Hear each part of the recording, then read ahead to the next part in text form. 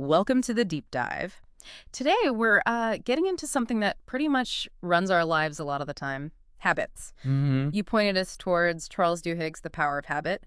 And yeah, our mission here is to really unpack the core ideas, why we do stuff automatically, and maybe how to, get a handle on it. Exactly. We want to look under the hood, so to speak, Yeah. get past just the behaviors and into the wiring in the brain that makes them happen. Right. And the central concept really is this thing called a habit loop. Sounds simple, but it's powerful. Okay, the habit loop.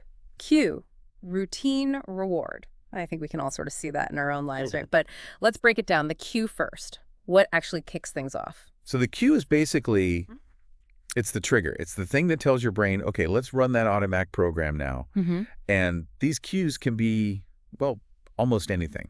Like what? Could be where you are stepping into your kitchen. Mm-hmm. Or the time, like 3 p.m. hits and you suddenly want a snack. Could be how you're feeling stressed, bored, happy even, or just being around certain people. Lots of things can be cues. Okay, yeah. Like the classic one is the smell of coffee, right? For so many people, that smell just starts the whole morning coffee ritual. You don't even think about it much. Precisely. That smell, that's the cue. And what follows is the routine, which is, the actual behavior. The action itself. Yeah, it could be physical, like lighting a cigarette, or mental, maybe worrying about something, or even emotional, like needing to text someone when you feel anxious. Right. With the coffee, the routine is, getting the mug, pouring the coffee, adding milk or whatever, find your spot. And then the payoff, Yeah. the reward, that seems crucial. That's what tells your brain, hey, remember the sequence? Absolutely. The reward is critical. It's how the brain learns, okay, this cue and this routine, they lead to something good, or at least something that feels good in the moment. Like satisfaction or relief. Exactly. Satisfaction, pleasure, relief. It cements that connection. Mm. For coffee, it might be the caffeine hitting your system or just the warmth, the comfort of it. Mm. And the interesting thing is the reward reinforces the loop even if the habit isn't actually, good for you long term. That's a really key point. So this cycle cue routine reward over and over, that's how these things get wired in so deep. So how does the brain actually automate this? Duhigg talks about the brain wanting to save effort, right? And this area, the basal ganglia. Yeah, it's fascinating. Our brains are incredibly efficient, or at least they try to be. They're always looking to turn sequences of actions into automatic routines to save mental energy. Like offload the work. Pretty much. Think about those studies with rats and mazes they mentioned. Right, yeah. At first, when a rat's learning the maze, its brain is firing on all cylinders. Tons of It's activity. thinking hard. Right. But once it learns the route, once it becomes a habit, that brain activity plummets. The rat still finds the reward, just automatically, much less effort. So the basal ganglia, is that like the brain's habit control center where these routines get stored? It's a key player, for sure. Think of the basal ganglia as being deeply involved in storing and executing these learned sequences, these habit patterns. It works with other parts, of course, but it's crucial for that automation. Okay. It's sort of always scanning the environment for those familiar cues. When it spots one, bam, it can trigger the routine without needing much input from your conscious mind. Which is great when you're, say, backing your car out of the driveway while thinking about your workday. Exactly. Huge Yeah. benefit. But it's also why breaking habits is so tough. You're fighting this incredibly efficient automated system. Right, because like you said, the system doesn't really care if it's a good habit or a bad one. It just runs the program. Precisely. It has no judgment. That afternoon cookie habit they talk about, perfect example. Yeah. The cue might be boredom, or the time of day, or just walking past the break room. The routine is obvious. Get the cookie, eat it. And the reward. That sugar hit, maybe a little distraction from work, some pleasure. And the brain just logs that loop, cue, routine, reward. Diligently. And pretty soon, just the cue itself starts to trigger a feeling of anticipation, a craving for that reward. Ah, the craving. So it's not just doing the thing, it's wanting the feeling the thing gives you. That's a huge part of it, yes.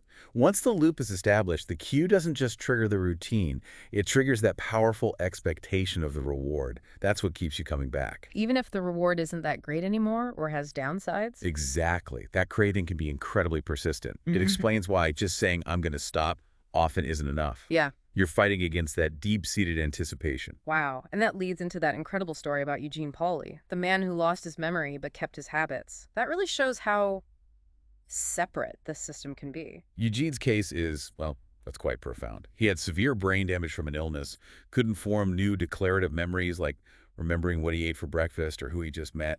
Couldn't even draw a map of his own house, right? Right. His hippocampus, crucial for that kind of memory, was severely damaged. Yeah. Yet, he could still take his daily walks around the block and find his way home every day. Without consciously knowing the route. Exactly. His wife would sometimes find him if he got momentarily distracted, but left to his own devices, his body just knew the way. Yeah. It was pure habit, operating completely outside his conscious awareness. Driven by cues in the environment, triggering routines stored elsewhere. In his basal ganglia, which was largely intact, it demonstrated so clearly that habits reside in a different part of the brain, a more primitive, automatic part. That's incredible. It really hammers home how powerful habits are. They can run the show even when our conscious mind is essentially offline for that task. It's a stark reminder, isn't it? These aren't just minor conveniences or annoyances. They're fundamental neurological patterns. Okay, so we get it. Habits are strong, automatic loops driven by cravings stored efficiently by the brain. It sounds a bit deterministic, but the book offers hope, right? This golden rule of habit change. Yes, absolutely. And this is the really practical, empowering part. The core idea is you generally can't just eliminate an old habit. The wiring is there. You can't just delete the file. Pretty much.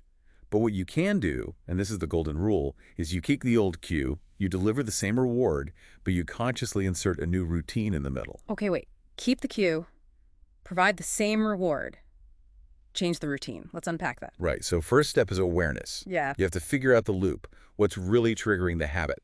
That's the cue. Like, is it boredom? Yeah. A certain time? A place? Exactly. You have to experiment, maybe keep a log. Then, what's the reward you're actually seeking? Is it the sugar? Is it distraction? Is it stress relief? Social connection? Sometimes the obvious reward isn't the real craving. Often it isn't. The cookie might just be the easiest way to get a moment's distraction or chat with colleagues. Once you understand the real reward your brain is after. Then you can find a different way to get it, a different routine. Precisely. You find a new behavior that you can slot in when the cue hits. One that delivers a similar reward payoff. So back to the cookie example. If the cue is 3 p.m. slump, and the reward I really want is a mental break, and maybe socializing. Then instead of the cookie routine, maybe your new routine is getting up, walking over to a coworker's desk for a quick chat for 5 minutes. Same cue, 3 p.m., similar reward break, social interaction, different routine chatting instead of eating a cookie. Exactly. Or maybe it's doing a few stretches or listening to one upbeat song, something that satisfies that underlying need triggered by the cue. That makes a lot more sense than just trying to white-knuckle it through the craving. Yeah. You're redirecting the energy, not just blocking it. You're working with the loop, not just against it. And that's why it tends to be much more effective long-term. It gives you a concrete strategy. Okay, this has been really insightful. So let's just quickly recap the big takeaways from this deep dive into the power of habit. Sure. We've got the core idea. Habits are these loops: cue, routine, reward. Simple on the surface, but powerful. And our brains build these loops automatically to be more efficient, using areas like the basal ganglia. Right. And once that loop is built, the key driver becomes the craving for the reward, triggered by the cue. That's what makes them stick. Yeah, that anticipation is huge. And crucially for change, we learned about the golden rule.